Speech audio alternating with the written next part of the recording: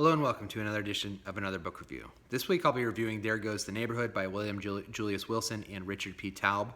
I'll talk very briefly about the authors, go into an overview of what the book is about, talk about what I liked about it, what I didn't like about it, who I'd recommend the book to, and finish off with what I'll be reading for next time. William Julius Wilson is a sociologist. He has written extensively on the African American experience. And Richard P. Taub, sorry if I mispronounced the name, he unfortunately passed away, but he was known for work in or surrounding Chicago.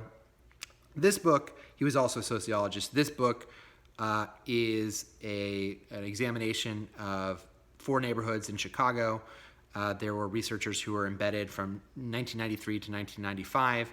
And what they did with that during that time was attended meetings as well as interviewed residents of those neighborhoods to get an understanding of their feelings about the racial and economic conflicts within their neighborhoods and as they related to the city as a whole. The 4 neighborhoods were chosen to be examples of 4 different types of neighborhoods. One neighborhood was predominantly white neighborhood, though it had undergone demographic changes in the years leading up to 1993. There was an influx of Hispanic Americans into the city, Hispanics and Hispanic Americans into the city. And the second neighborhood was a predominantly Hispanic neighborhood, but they did have some white residents who had remained there, mostly those individuals who were Eastern European who had remained. There was one neighborhood that was predominantly Mexican American and had been for some time. And then finally, there was a neighborhood that was predominantly African American and had been for some time. So they use a model that is by a gentleman named Al Hirschman, who wrote in the 1970s using the terms exit and voice, meaning once these individuals in the neighborhood feel that their neighborhood is changing and they don't like it, what do they do? Do they leave, which would be exit, or do they use their voice, which is do they organize together to enact certain policies or push their representatives to act in their behalf in order to, in their eyes, kind of prevent the changes that are happening. And so each one of these neighborhoods does something slightly different. And that was kind of interesting to see the examples they use of both exit and voice and why some neighborhoods may choose to use exit and some choose to use voice.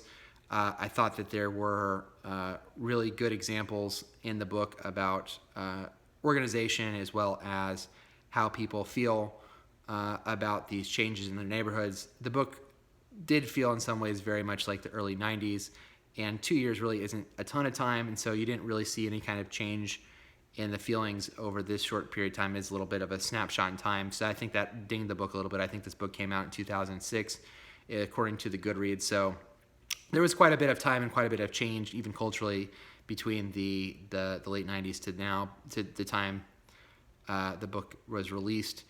But I think that it does try to be even-handed and tries to put each of these neighborhoods really in their own context as far as respecting the differences of the people who live there and how they may view things differently. While it doesn't sugarcoat the things they say, they get people on the record saying really horrendous things.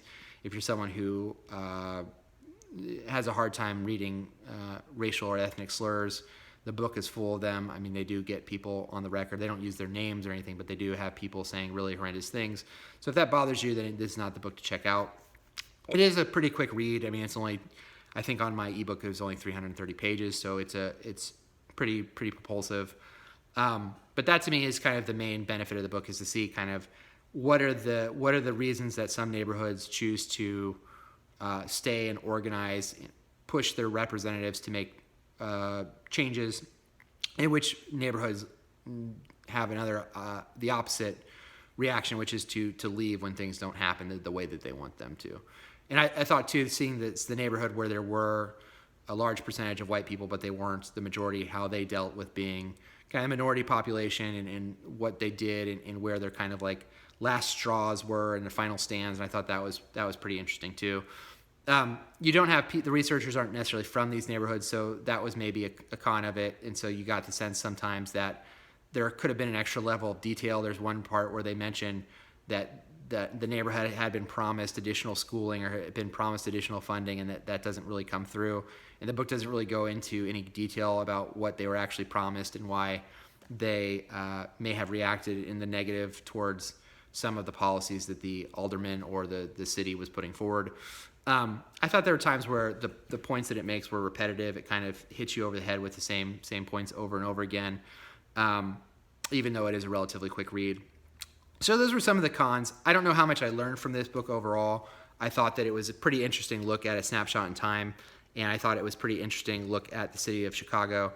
If you're someone who's from Chicago, I'm not from Chicago, but you may get a little bit more out of this book because you may have lived in some of these neighborhoods or you may have gone into them. They don't use the names of the real neighborhoods in the book. They use pseudonyms, but they give pretty thorough descriptions that you could probably figure out where some of these places are and how each one of these neighborhoods were slightly unique. So I thought that was cool.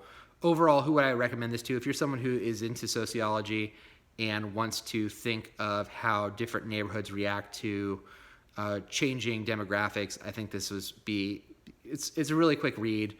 And if you're someone who maybe has not thought about a ton of these things, I think it's really informative. If you're someone who maybe has read some sociology books before, like I said, I don't know how much of this was like eye-opening or shocking to me, but I think there's good information there if you are in the field of sociology at all and are considering how different neighborhoods react to racially demographics, the change of that, something to check out.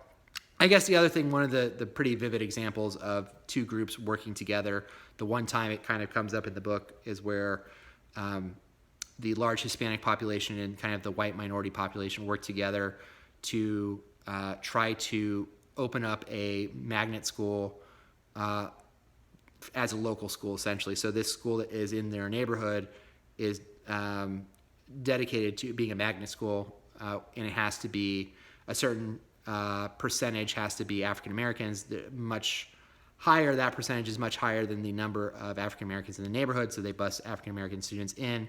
And because the students who are Hispanic or white are bused out, that becomes a point of friction to the parents.